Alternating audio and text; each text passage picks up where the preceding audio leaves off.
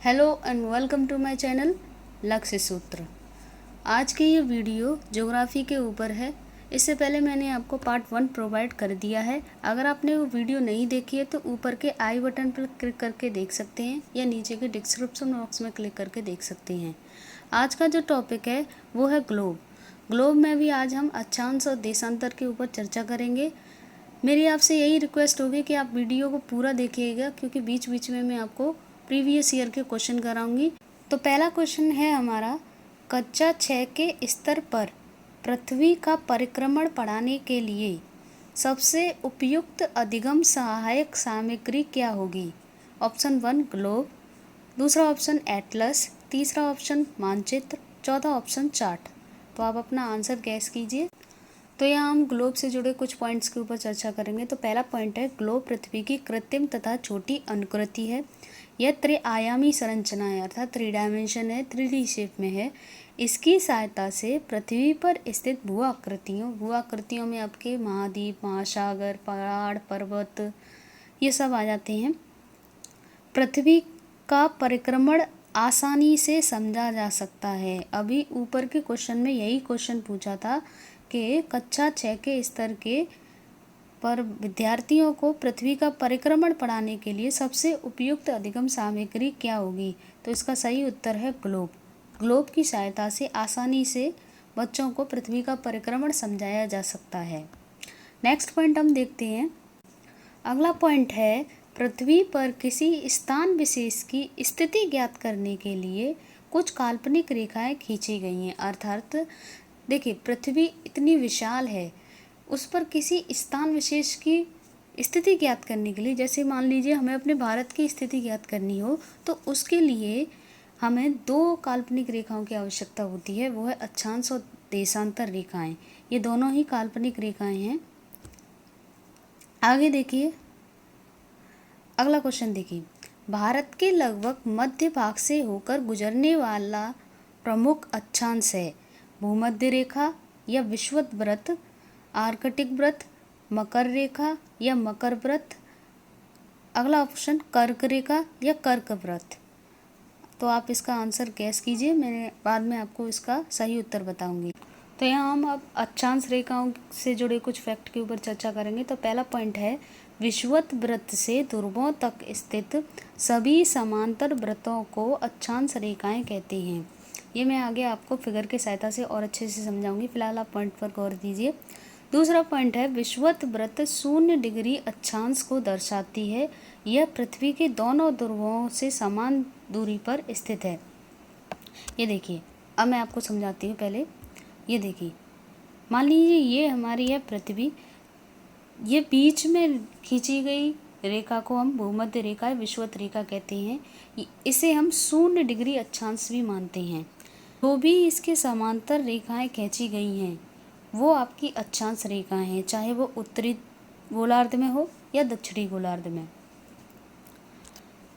अगला पॉइंट जो हमारा कह रहा है वो है कि सभी अक्षांश रेखाएं पूरब से पश्चिम की ओर खींची गई हैं। नेक्स्ट है हमारा, 90 डिग्री उत्तरी अक्षांश को उत्तरी ध्रुव, 90 डिग्री दक्षिणी अक्षांश को हम दक्षिणी ध्रुव से दर्शाते हैं। अर्थात मान लीजिए ये हमारी पृथ्वी है, तो जो 90 डिग्री पर आके जो उत्तर में अक्षांश होगा उसे हम उत्तरी ध्रुव कहेंगे, और जो दक्षिण में अक्षांश होगा उसे हम दक्षिणी ध्रुव कहेंगे। आगे देखिए, ये आपको याद रखना है क्योंकि एग्ज़ाम में इसके ऊपर क्वेश्चन पूछ लिए जाते हैं। पहला पॉइंट है, 0 डिग्री अक्षांश को हम किस नाम से जानते हैं? उसे हम भूमध्य रेखा या विषुवत रेखा से कहते हैं। अगला है, 23.5 डिग्री उत्तरी अक्षांश को कर्क रेखा। नेक्स्ट, 66.5 डिग्री उत्तरी अक्षांश को आर्कटिक वृत्त या आर्कटिक रेखा। अगला है 23.5 डिग्री दक्षिणी अक्षांश को, कंफ्यूज मत होइएगा, यहाँ उत्तरी है या दक्षिणी है। 23.5 डिग्री दक्षिणी अक्षांश को मकर रेखा, 66.5 डिग्री दक्षिणी अक्षांश को हम अंटार्कटिक रेखा कहते हैं। आगे मैं देखिए यहाँ फिगर के माध्यम से आपको दर्शाती हूँ। ये देखिए, ये दोनों आपकी उत्तरी गोलार्ध में हैं, वहीं मकर रेखा और अंटार्कटिक रेखा आपकी दक्षिणी गोलार्ध में है। ये आपको याद रखना है कि एक डिग्री अक्षांश बराबर 111 किलोमीटर होता है। अब इस फिगर के माध्यम से हम कटबंध को समझते हैं। देखिए 23.5 डिग्री उत्तरी अक्षांश रेखा से 23.5 डिग्री दक्षिणी अक्षांश रेखा के बीच के क्षेत्र को उष्णकटिबंध क्षेत्र कहते हैं।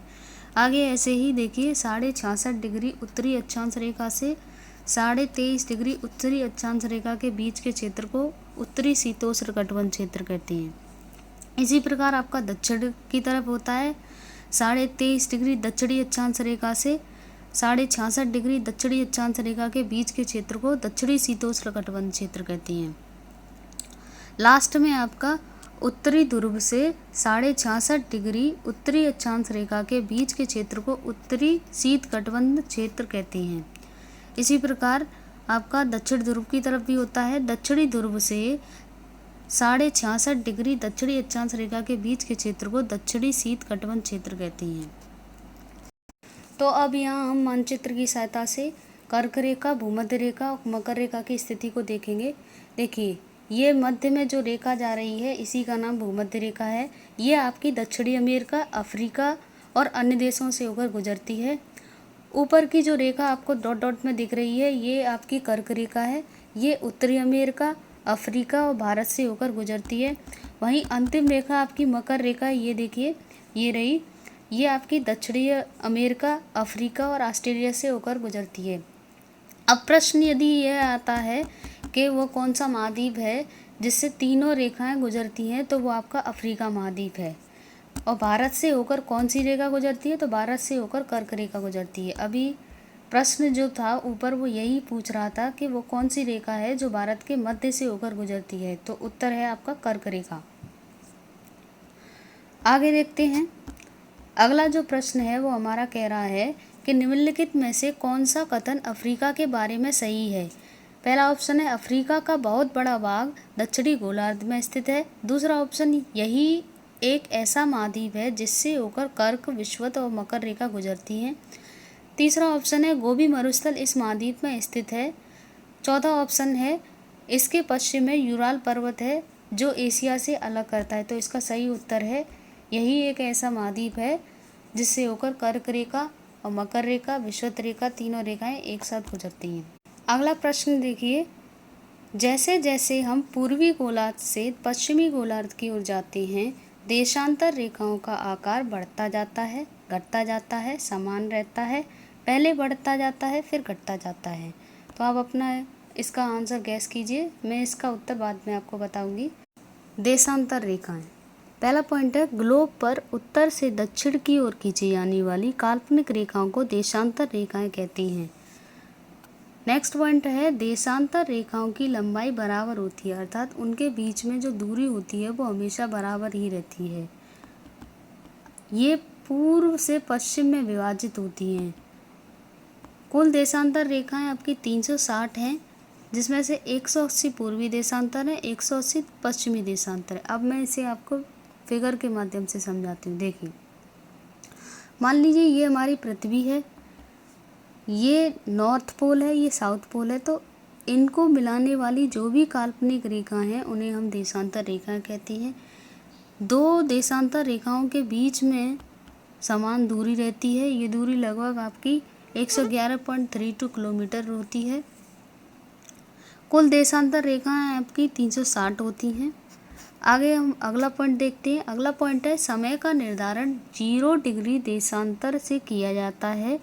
यह ग्रीनविच ब्रिटेन में स्थित है। इसे प्रधान यामोत्तर रेखा भी कहते हैं।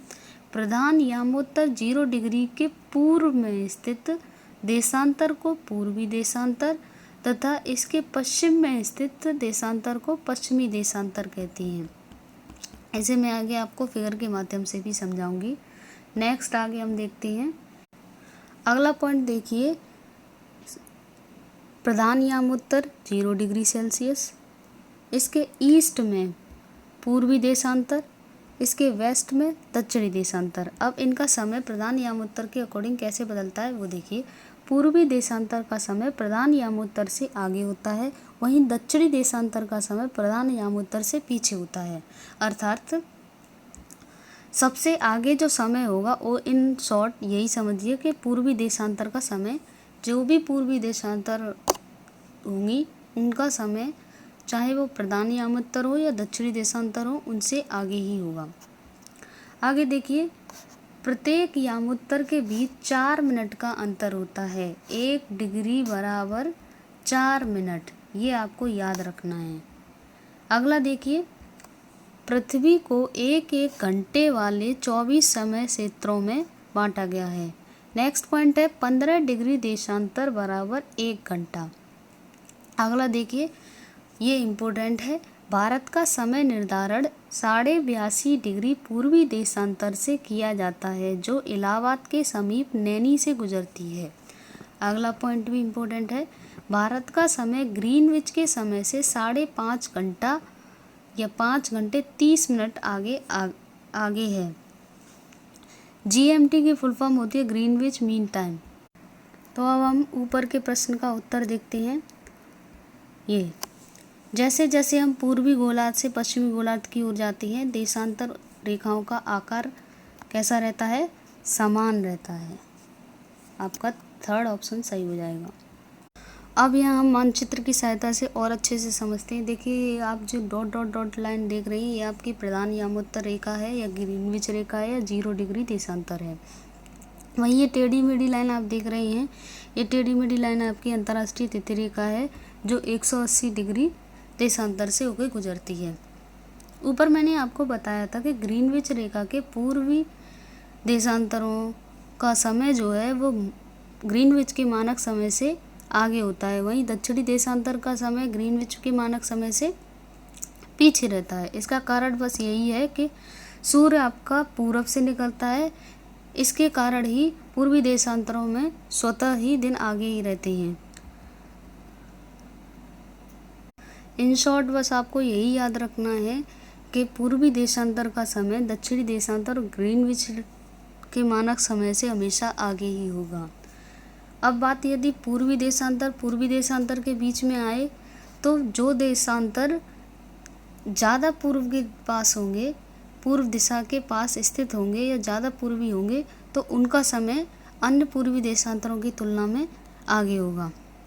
अगला प्रश्न हम देखते हैं। अगला प्रश्न है, भारत की मानक देशांतर है। पहला ऑप्शन 82.5 पूर्व देशांतर, दूसरा ऑप्शन 82 डिग्री 50 मिनट पूर्व देशांतर, तीसरा ऑप्शन 82 डिग्री पूर्व देशांतर, चौथा ऑप्शन 83.5 डिग्री पूर्व देशांतर। तो आपका सही आंसर है 82.5 डिग्री पूर्व देशांतर।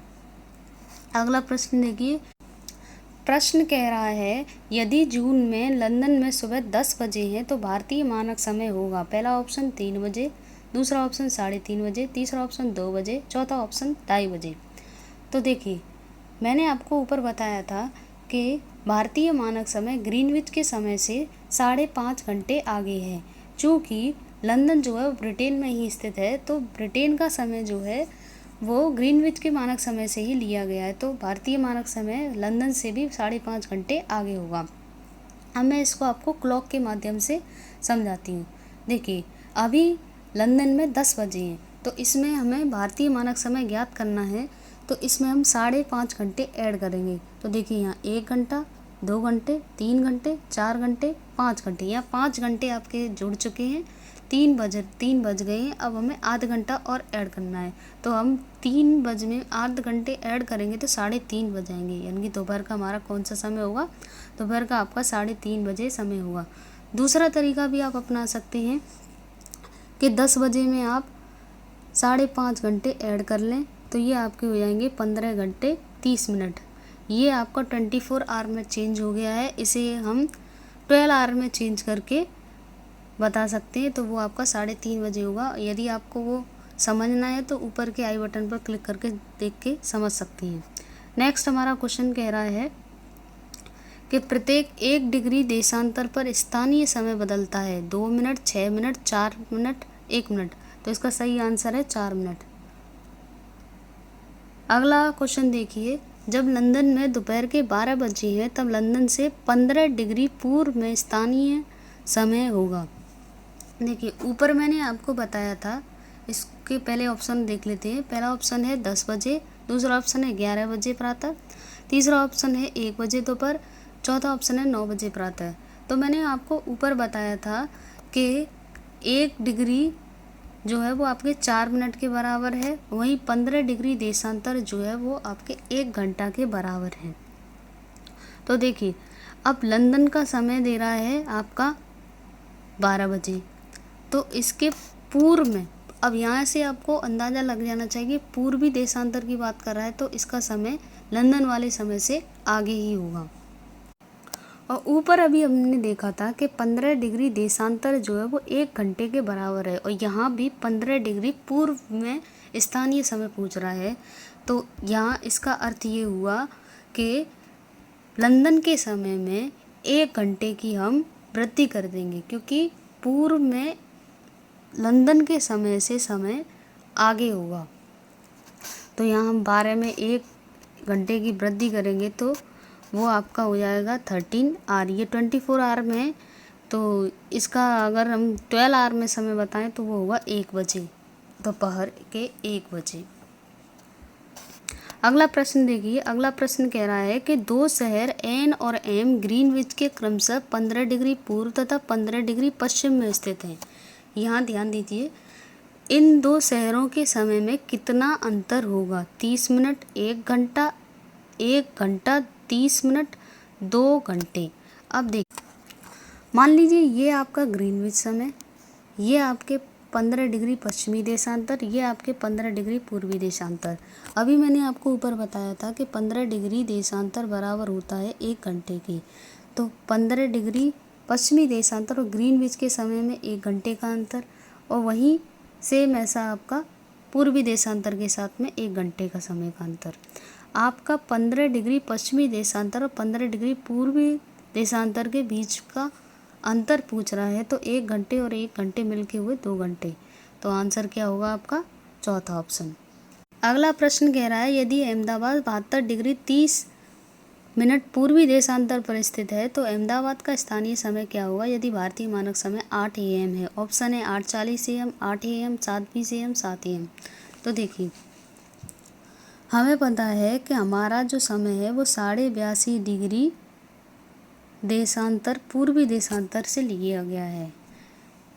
चूँकि हमें अहमदाबाद का ज्ञात करना है, तो देखिए ये नैनी से लिया गया है। नैनी जो है वो इलाहाबाद में स्थित है, और वहीं अहमदाबाद ये आपका गुजरात में स्थित है। तो इस दोनों में से सबसे ज़्यादा पूर्वी कौन सा होगा? तो वो आपका नैनी होगा। तो यानी कि नैनी का समय जो होगा वो अहमदाबाद से आगे होगा। अब हम इन दोनों के बीच में डिफरेंस निकालते हैं, तो 72 डिग्री 30 मिनट का डिफरेंस निकालते हैं तो वो आपका आता है 10 डिग्री। अभी मैंने आपको ऊपर बताया था कि 1 डिग्री जो है वो आपके 4 मिनट के बराबर है, तो 10 डिग्री आपका कितने मिनट के बराबर होगा? 10 डिग्री आपका 40 मिनट के बराबर हुआ। यहाँ आप देखिए 10 का गुणा आप दोनों में कर दीजिए, तो 10 आपका 40 मिनट के बराबर होगा। अब देखिए, मैंने आपको बताया था कि हमें बस यही याद रखना है कि समय हमेशा पूर्वी देशांतर, जो भी पूर्वोत्तर होगा, जितना ज़्यादा पूर्वी होगा उसी का समय आगे होगा।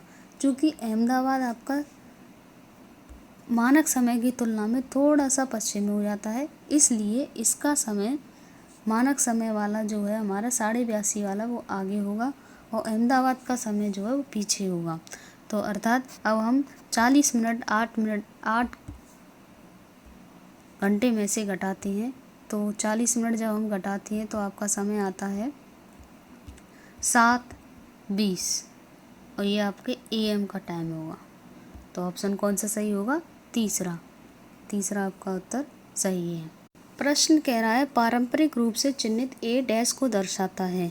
ये आपकी दिशाएं दी हुई हैं, जिनमें आपके ऑप्शन दे रहे हैं उत्तर, दक्षिण, पूर्व, पश्चिम। तो बताना है आपको एक किस दिशा को दर्शाता है, तो इसका आंसर मैं आपको यही बता दे रही हूँ, A पश्चिम दिशा को दर्शाता है। अगला है मानचित्र, पॉइंट टू पॉइंट समझते हैं। पहला पॉइंट है भौगोलिक स्थान, आकृति, मौसम आदि भौगोलिक विषय वस्तु को दर्शाता है। नेक्स्ट पॉइंट है, यह द्विआयामी होता है परंतु सपाट क्षेत्र पर त्रिआयामी विषय प्रदर्शन किया जा सकता है। एक क्वेश्चन आता है आपका कि ग्लोब और मानचित्र में क्या डिफरेंस होता है। तो ग्लोब आपका 3D होता है और वहीं मानचित्र आपका 2 डायमेंशन होता है। आगे देखिए, अगला पॉइंट कह रहा है कि मानचित्र के 3 प्रमुख घटक हैं, ये आपको याद रखना है, ये इम्पोर्टेंट है। दिशा, दूरी, प्रतीक या जिसे चिन्ह या संकेत कहते हैं।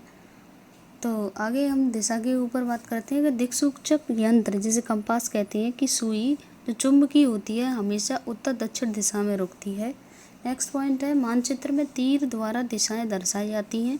अभी प्रश्न भी आपका इसी के ऊपर था कि ईस्ट, वेस्ट, नॉर्थ, साउथ। इसी प्रकार से मानचित्र में जो ऊपर की ओर होती है वो आपकी उत्तर को दर्शाती है, नीचे की ओर दक्षिण दिशा को दर्शाती है। मुख्य इन 4 दिशाओं के अतिरिक्त भी अन्य 4 भी दिशाएं मानचित्र में प्रयोग की जाती हैं, जैसे कि उत्तर पूर्वी। ये दिशा जो है वो आपके उत्तर और पूर्वी के बीच के भाग को दर्शाती है। दक्षिण पूर्वी दक्षिण दिशा और पूर्व दिशा के बीच के भाग को दर्शाती है। वहीं दक्षिण पश्चिमी दक्षिण और पश्चिम के बीच के भाग को दर्शाती है। और उत्तर पश्चिमी ये आपके उत्तर और पश्चिम के बीच के भाग को दर्शाती है। आगे देखिए, पैमाने को भूगोल में मापक या प्रदर्शक भी कहते हैं। मानचित्र के पठन को आसान बनाने के लिए कुछ संकेतों का प्रयोग किया जाता है जिन्हें रूढ़ प्रतीक कहते हैं, ये आपको याद रखना है। नेक्स्ट देखिए, विषय वस्तु के आधार पर मानचित्र को अनेक भागों में बांटा गया है। उदाहरण के तौर पर प्राकृतिक मानचित्र, राजनीतिक मानचित्र, जलवायु मानचित्र, अंतर्राष्ट्रीय राष्ट्रीय मानचित्र। आगे देखिए, ये इम्पोर्टेंट है, एटलस कई मानचित्रों का संग्रह होता है। अगर क्वेश्चन आता है कि कई मानचित्रों के संग्रह को हम क्या कहते हैं तो वो आपका एटलस है। नेक्स्ट आपका देखिए, विशिष्ट मानचित्र विशेष विषय जैसे कि जनसंख्या, जलवायु विशेष के ऊपर होता है। आगे इसके ऊपर हम प्रश्न देखते हैं। देखिए, निम्नलिखित में से मानचित्रों का कौन सा एक घटक नहीं है। मैंने आपको ऊपर बताया था कि मानचित्र के 3 घटक होते हैं, कौन कौन से, दिशा, दूरी, प्रतीक। इस क्वेश्चन में पूछ रहा है कौन सा एक घटक नहीं है, तो इसका ऑप्शन होगा आकार। आगे देखिए, अगला प्रश्न कह रहा है, मानचित्र पर किसी स्थान को दर्शाना संबंधित है ज्ञान से, समझ से, अनुप्रयोग से, कौशल से। तो इसका आंसर है कौशल से।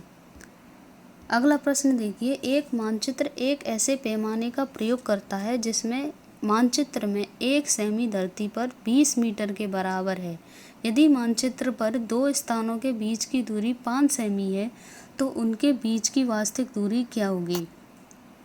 ऑप्शन है 150 मीटर, 200 मीटर, 100 मीटर, 20 मीटर। देखिए, चूँकि 1 सेंटीमीटर आपका 20 मीटर के बराबर है तो 5 का पूछ रहा है तो दोनों ओर आप 5 से मल्टीप्लाई कर दीजिए तो 5 सेंटीमीटर आपका किस के बराबर होगा, 100 मीटर के। तो आंसर आपका क्या होगा, ऑप्शन सी, 100 मीटर। आगे देखिए, अगला प्रश्न कह रहा है कि निम्न में से कौन सी शिक्षण सहायक सामग्री महाद्वीपों के आनुपातिक क्षेत्र व आकार को दर्शाने के लिए सबसे उपयुक्त है। पहला ऑप्शन है विश्व का भौतिक मानचित्र, दूसरा है पृथ्वी का पोस्टर, तीसरा है ग्लोब, चौथा है विश्व का राजनीतिक मानचित्र। तो इसका सही आंसर है विश्व का राजनीतिक मानचित्र। अगला हमारा प्रश्न है, निम्नलिखित आरेख में से कौन सा तीर दक्षिण पूर्व दिशा को दर्शाता है। ध्यान दीजिए, दक्षिण पूर्व दिशा को। तो दक्षिण पूर्व से समझ जाइए, ये आपकी पूर्व, ये आपके दक्षिण। तो कौन सा हमें दक्षिण पूर्व को दर्शा रहा है, बिंदु डी। तो उत्तर हो जाएगा आपका डी।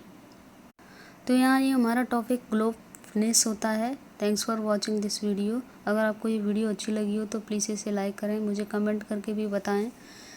इस वीडियो को अपने ग्रुप्स के साथ ज़रूर शेयर करें, अपने फ्रेंड्स रिलेटिव जिनको भी एसएसटी की वीडियो की आवश्यकता हो।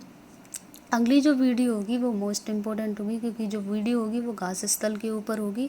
अगर आप इस वीडियो से जुड़े रहना चाहती हैं तो इस चैनल को सब्सक्राइब ज़रूर कर दें। यदि आप मेरे चैनल पर नए हैं तो आप मेरे अदर वीडियो को देख के भी सब्सक्राइब कर सकते हैं। Thank you.